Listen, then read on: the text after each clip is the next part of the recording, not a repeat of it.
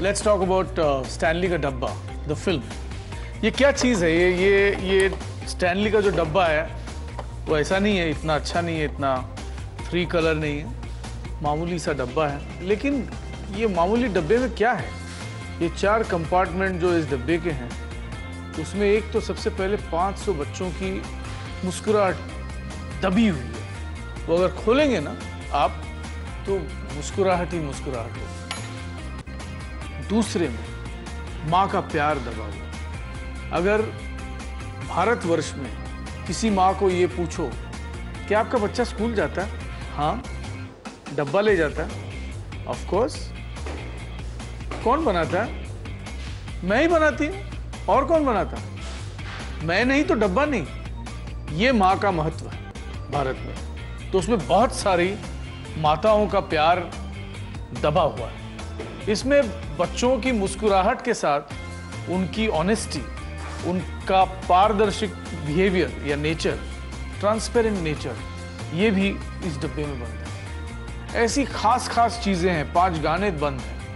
शंकर महादेवन की आवाज में बहुत ही ब्यूटीफुल गाना है। सुखविंदर की आवाज में डब्बे का गाना है। डब्बा बन रहा है डब्बा, दाल चावल सब्जी का नहीं, पनीर मशरूम गोभी का नहीं, मेथी मटर मलाई का नहीं, बल्कि इतनी सारी ममता और ढेर सारे प्यार से भरा डब्बा बन रहा है डब्बा।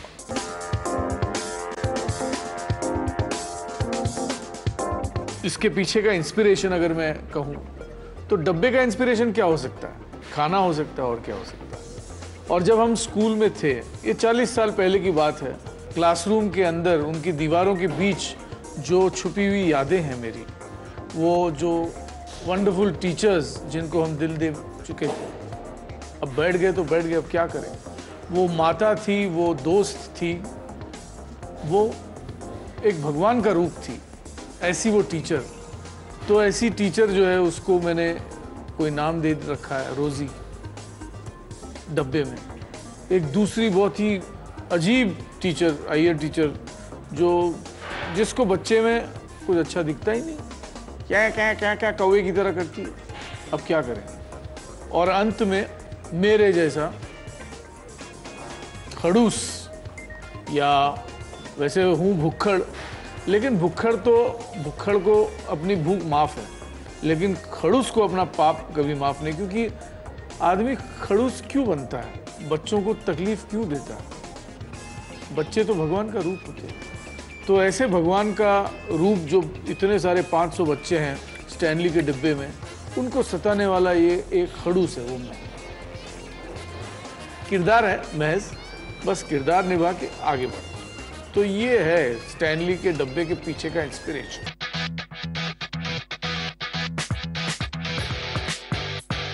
इस डब्बे में जो 500 मुस्कुराहटों की बात मैं जो कह रहा था दबी हुई है, वो मुस्कुराहटें कहाँ से आ रही है? बच्चों से आ रही है। तो 500 बच्चे मतलब क्या है? किसी प्राउड वर्क के आदमी को पूछो कि अरे यार ये 500 बच्चों को हैंडल कैसे कर देते हो?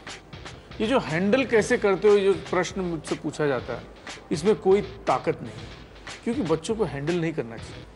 उनके साथ उनकी हाइट पर अगर बैठ गए और हाथ मिला लिया ना, तो इससे ताज़ा दोस्ती, फ्रेश फ्रेंडशिप आपको कहीं नहीं मिलेगी। तो ये फ्रेंडशिप का ही दर्शन है एक तरह से स्टैनली का डब्बा। और हर एक दिन ये हमने फिल्म की तरह नहीं बनाया, 12-12, 14-14 घंटे की शिफ्ट में नहीं बनाया। हमने महज शनिवार के दिन, जो छुट्टी का दिन था बच्चों को, 4 घंटे के लिए, 9 से 1, इसके बीच में 2 रिसेसेस, एक डिब्बा तुम लाओ, एक डिब्बा मैं दूंगा। तो ऐसे 2-2 डिब्बों से वो क्लासरूम जो भर गया, और 170 बच्चे होली फैमिली हाई स्कूल के जिन्होंने पार्टिसिपेट किया, 300 बच्चे बेसेंट मॉन्टेसरी स्कूल के जिन्होंने पार्टिसिपेट किया, उनके लिए तो ये सैटरडे जो फन एक्सरसाइज हो गया, फन शाला हो गया।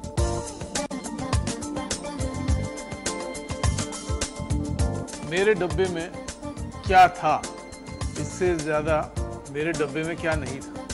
तो कभी अपनी तरफ के जो है पोहे या साबूदाना की खिचड़ी, या कभी शीरा, जो मीठा शीरा रवे का, या आलू की भाजी और पूरी, या ब्राउन ब्रेड के सैंडविचेस, अभी देखो 170 बच्चे और 75 से भी ज़्यादा सेशंस, तो आप सोचिए कि क्या क्या होता होगा उस डिब्बे में। लेकिन मेरे डिब्बे से ज़्यादा मुझे इंटरेस्ट हमेशा रहा है और हर बच्चे को रहता है दूसरे के डिब्बे में क्या है। तो जब मैं छोटा था 9 साल का, दैट इज 40 साल पहले, मुझे बड़ा वो होता था कि स्टैनली के डब्बे में क्या हो।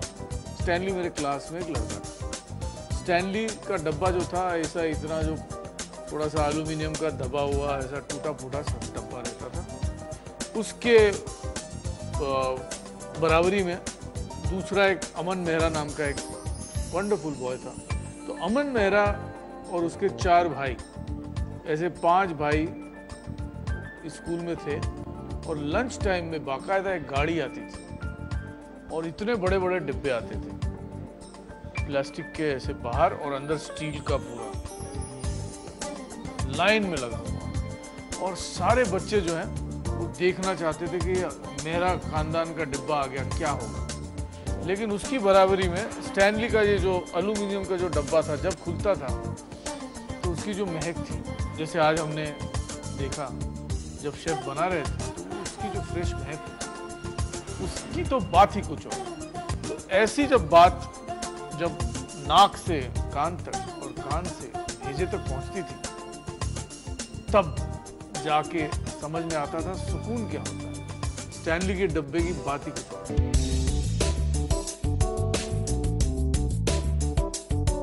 भाइयों बहनों, एक बात है कि आप जो क्या देख रहे हैं, आप देख रहे हैं फिल्मी रसोई, और वो भी जी खाना खजाना पे। अगर बात खाने की है और रसोई की है तो डिब्बे की भी है। तो अगर आप खाने के चाहने वाले प्रेमी हैं तो आपके लिए तो ज़रूर डबल ट्रिपल पैसा वसूल है स्टैनली के डब्बे को एक बार चखने में। अगर आपके बाईं ओर एक दिल है, छोटा हो बड़ा हो, किसी के पास 3 होते हैं, किसी के पास 10 होते हैं, पूरा सीना दिल से भरा होता है, लेकिन छोटा भी अगर हो, एक हो, कहीं छुपा हो, तो ये स्टैनली का डब्बा आपके लिए। ये मेरा दावा है कि आपको एक ऐसे जोन में लेके जाएगी, बहुत अच्छी अच्छी मुस्कुराहटों से भरी हुई ये जो फिल्म है, ये आपके मुंह पर भी एक मुस्कुराहट रंग देगी, और वो मुस्कुराहट कब हंसी बन जाती है इसकी बात ही कुछ और है, और फिर हंसी से बाद में कब एक आंसू छलक जाता है ये भी कुछ और बात है। लेकिन ये बात होगी जब आप डिब्बा चखेंगे, यानी स्टैनली का डिब्बा देखिए। प्लीज़ आइए देखिए, स्टैनली का डिब्बा बहुत प्यारा है।